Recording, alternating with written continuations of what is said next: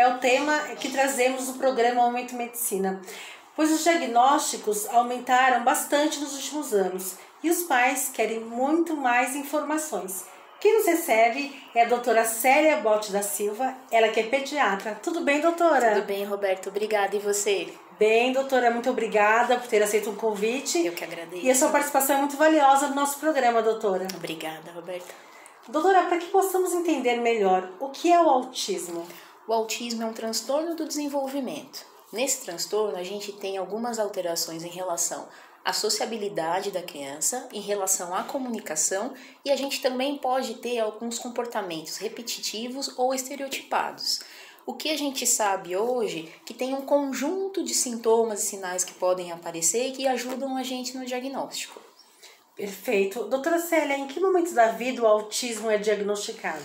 Geralmente ele é diagnosticado depois dos 2 anos de vida, quando a gente acaba tendo muito mais recurso em conseguir enxergar a criança de uma maneira mais completa. Mas também a gente sabe que alguns sinais podem aparecer já no bebê pequeno. É um diagnóstico mais difícil de ser feito antes dos 2 anos, mas geralmente é aos 2 anos. Algumas crianças são diagnosticadas depois porque demoram para ser avaliadas do jeito que é correto e do jeito que seria necessário para a gente poder fazer esse diagnóstico e dar um seguimento agradável, certinho, para ela continuar seguindo e fazendo as coisas que ela precisa para ter um desenvolvimento melhor. Perfeito. Doutora Célia, existem vários níveis de autismo? Existem. O autismo é dividido em 3 níveis. A gente tem o nível 1, o nível 2 e o nível 3 de suporte. Em relação ao nível de suporte, como funciona? O autista do nível 1, ele precisa de pouco suporte para a vida, o de nível 2 precisa de um pouco mais e o de nível 3 precisa de bastante suporte. Hoje em dia a gente não gosta de falar que existe um autismo leve, moderado ou grave, porque quando a gente fala leve, muitas vezes levam assim, é feito, é leve, não é nada, e não é isso. A gente sabe que toda criança que tem o autismo, mesmo nesse nível 1 de suporte, precisa de bastante auxílio, precisa de terapia, precisa de um acompanhamento mais rigoroso.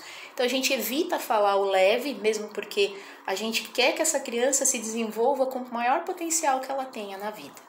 Perfeito. Doutora, os pais têm muitas dúvidas. Quais são os aspectos que os pais devem prestar mais atenção?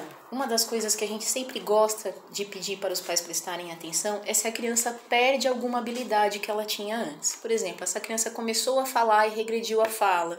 Essa criança brincava de alguma forma e regrediu essa forma de brincar. A gente pede para prestar muita atenção também nas interações sociais. É aquela criança que, às vezes, bebezinha, quando mama, não tem aquela interação de olhar na mãe, olho no olho, some. A criança não responde quando é chamada pelo nome, e normalmente as crianças, quando você fala o nome delas, elas respondem para você. Elas não conseguem ter uma interação com outras crianças e adultos também. Às vezes elas querem ficar sozinha fazendo aquilo que elas querem e não se relacionando com o meio. Tem bastante criança que a gente nota também que ela começa a falar, mas ela começa a dar nomes diferentes para as coisas. Por exemplo, tem um carrinho, ela fala nani-nani. E aí o pai e a mãe falam, não, é o carrinho, é o nani-nani. Não, é um carrinho, a gente precisa dar um nome correto para aquilo. Sim. Muitas vezes essa criança brinca com um determinado brinquedo e não dá função para aquele brinquedo. Não pega o carrinho e fica fazendo com o carrinho como ele se movimenta. Vira o carrinho e coloca as rodinhas para cima e gira. A gente precisa prestar atenção também dos movimentos estereotipados que às vezes essas crianças fazem. E a gente precisa prestar muita atenção sempre em qualquer regressão que essa criança tenha. Vinha desenvolvendo bem, regrediu, precisa passar por uma avaliação. Os pais devem ficar bem atentos, não, bem doutora? atentos. Por isso que a gente sempre reforça na importância da consulta de puericultura no 1º ano de vida e no 2º ano de vida também. Essa consulta é feita para a gente avaliar não só o peso e a altura da criança, a gente vê o desenvolvimento, a gente vê o crescimento. E perder essas consultas faz muita diferença, porque a gente pode intervir num momento que já é necessário. E se a gente deixa muito tempo, a gente acaba prejudicando essa criança lá na frente. O que a gente gosta muito de falar é que tempo é cérebro. Então, quanto mais cedo a gente conseguir diagnosticar, mais cedo a gente consegue intervir e mais potencial essa criança vai ter para o desenvolvimento. Perfeito, doutora. Doutora, o autismo ele é mais frequente em meninas ou meninos? Em meninos. por alguns motivos. Sim. A gente sabe que hoje em dia, para cada 4 meninos, uma menina é diagnosticada com autismo. Os trabalhos todos são feitos, na maioria, com meninos, e a menina tende a ser uma criança que se vira um pouco mais, ela se adapta mais. A menina, geralmente, ela consegue disfarçar mais os sintomas e os sinais do autismo do que o menino. Então, para o diagnóstico da menina, às vezes é um pouco mais difícil, mas hoje em dia tem mais alguns trabalhos que estão tentando descobrir por que são os meninos primeiro, mais frequente nos meninos e menos frequente nas meninas. Perfeito. Nós estamos conversando nos bastidores, doutora. A doutora é uma excelente médica, né? Doutora, eu queria até comentar com você. Existem pessoas que descobrem que tem o autismo depois de adultos? Descobrem. É comum de acontecer quando a gente diagnostica o filho, o pai ou a mãe se identificar em algum momento com algum sinal, alguma alteração que o filho tem também. E ele acaba se recordando que ele sofreu um bullying na escola, que ele teve uma dificuldade escolar, que ele tinha uma dificuldade de socialização também. Então, nesse momento, quando ele se reconhece com alguma coisa, não é aquela pessoa estranha, esquisita, ela tem por que ser daquele jeito, eles ficam mais tranquilos também, sabendo que eles têm alguma coisa, que tem um diagnóstico e que a gente pode cuidar disso também, para melhorar a partir dali a vida deles também.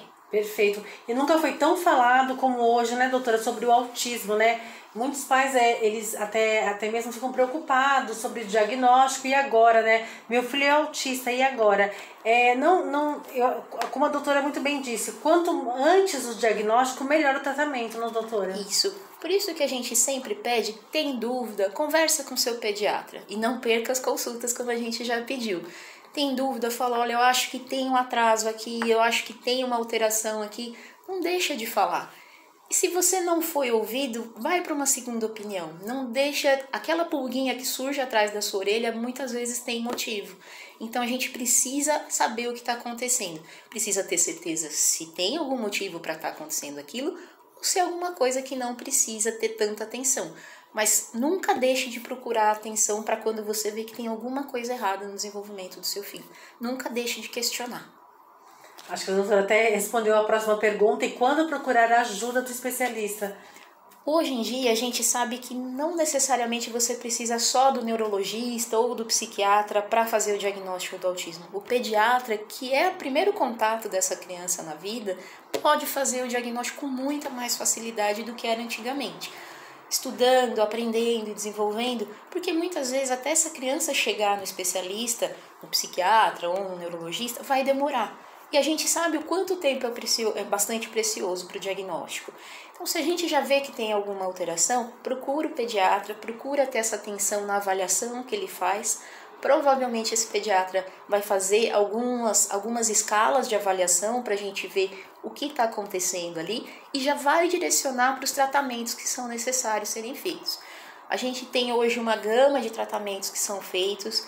A gente usa uma equipe multiprofissional bastante importante, então a gente conta com fisioterapeuta, psicopedagoga, psicólogo, fonoaudiólogo, terapeuta ocupacional. Então toda essa equipe vai ajudar a gente a potencializar o desenvolvimento da criança. E essa equipe toda se conversar também é muito importante, porque não adianta só eu dar o diagnóstico, eu preciso saber o que está sendo feito, eu preciso saber como essas terapias estão sendo aplicadas, se elas estão sendo feitas certinha, na quantidade que é necessário ser feito, e qual é o retorno que está tendo aqui naquelas terapias. Às vezes acontece de você começar a fazer a terapia e ver, nossa, está desenvolvendo super bem, eu não preciso voltar no médico. Para. E não pode. A gente precisa manter essas terapias, a gente precisa manter os ganhos que essa criança vai ter ao longo dos próximos anos fazendo esses tratamentos. Perfeito. E vale lembrar que é muito importante o acompanhamento com o pediatra, não, doutora? Exatamente. Hoje em dia, muitas vezes as pessoas perguntam, mas tá tudo bem, eu preciso passar com o pediatra? Precisa. A gente tem os acompanhamentos para serem feitos no primeiro e no segundo ano de vida. Você não precisa estar doente para passar com o pediatra. Tem sempre a necessidade de você fazer uma avaliação quando a criança é maior, pelo menos uma vez por ano. Às vezes, o pediatra vai falar para você voltar com uma frequência maior. E ouça o pediatra. Quando ele pedir para você voltar com uma frequência maior, você precisa voltar. Perfeito. Doutora Célia, muito obrigada pela sua participação tão valiosa aqui no programa Momento Medicina. Eu que agradeço, Roberta. Obrigada. Obrigada, doutora. O programa Aumento Medicina vai ficando por aqui. Até o nosso próximo encontro. Aqui você encontra informação com responsabilidade.